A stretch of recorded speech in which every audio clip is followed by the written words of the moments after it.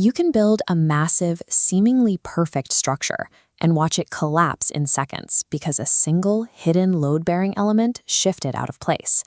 Industry data shows 70% of delayed projects share a specific structural flaw, failing to formally identify a critical path at initiation. That single omission cascades, carrying an average cost overrun of $4.2 million per delayed project. Consider a standard 14-week infrastructure rollout. By week 11, the tracking metrics can look flawless. The status updates are green, the team is busy, and the schedule appears completely intact. Then, a seemingly minor database migration slips by exactly 4 days. Those 4 days trigger an operational cascade. Integration testing halts. User acceptance cannot be scheduled. The final go-live date is pushed back by 3 full weeks, burning out the team and fracturing client trust. A Gantt chart only visualizes your intentions. Only a rigorously mapped critical path reveals the actual structural risk of the delivery. Many project managers treat a schedule as a sprawling checklist of tasks to be completed, giving each item equal weight.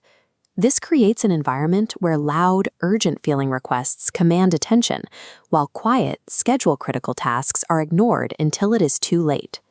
Standard horizontal timelines lie by omission. They obscure the vertical dependencies that actually govern your completion date. A dependency network mathematically filters out operational noise, isolating the true signal of what dictates the final deadline. Ignoring this sequence removes your control. Efficiency on the periphery cannot prevent a delay if the structural skeleton of the schedule shifts. We can derive schedule risk mechanically rather than guessing it. This graphic illustrates the C.R.I.T.I.C framework, an objective method for isolating that risk. The foundational rule is strict. You must map your sequence and dependencies first.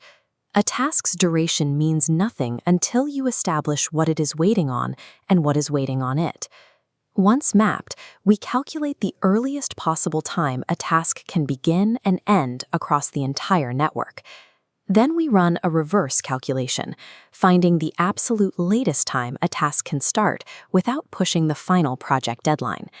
These two passes provide the core mathematical equation for quantifying risk. Float equals late start minus early start. Float, or slack, is the exact measurable window of flexibility a task possesses before its delay becomes the client's problem.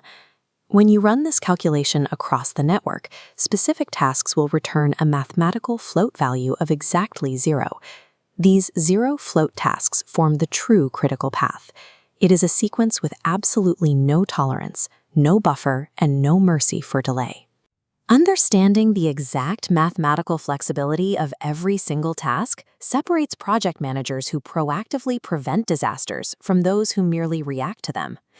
The path that ultimately kills a project is rarely the one originally identified as critical. The severe risk zone lives in the near-critical path, any task sequence carrying less than 3 days of float. Left unmonitored, a near-critical task will silently consume its slack and instantly hijack the entire project timeline. Because of this vulnerability, near-critical tasks demand daily oversight and check-ins rather than standard monthly reviews. A dependency network is a living organism. As peripheral tasks finish early or slip behind, the critical path inherently shifts.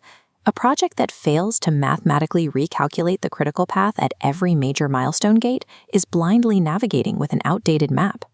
This mathematical model dictates a strict operational asymmetry for how you deploy your talent. Assigning junior talent to zero-float tasks, even if the specific work seems straightforward, introduces immediate schedule volatility. Zero-float work cannot absorb the learning curves inherent in junior execution. Likewise, schedule compression techniques, like adding resources to a task, are surgical interventions, not desperate, broad-scale efforts. Applying extra capital, overtime, or personnel to non-critical tasks will not advance the project's end date by a single hour. Without critical path analysis, capital is burned randomly. With it, capital is deployed precisely where it yields a measurable mathematical return on investment. There is a common leadership failure in project management: keeping the critical path hidden within private scheduling software instead of making it a public artifact. Making the critical path visible to project sponsors strongly reduces uninformed scope creep because it immediately grounds their timeline expectations in reality. It also drives a psychological shift in the execution team. When individuals see exactly how their specific node impacts the final client delivery, they self-escalate risks early rather than hiding slippage. The critical path operates independently of confidence or status updates. A Gantt chart that ignores this sequence offers only the illusion of a plan. It is, in the author's words, a statement of hope rather than a method of delivery. In the end, the path only answers to time. You must map the critical path before the reality of the project maps it for you.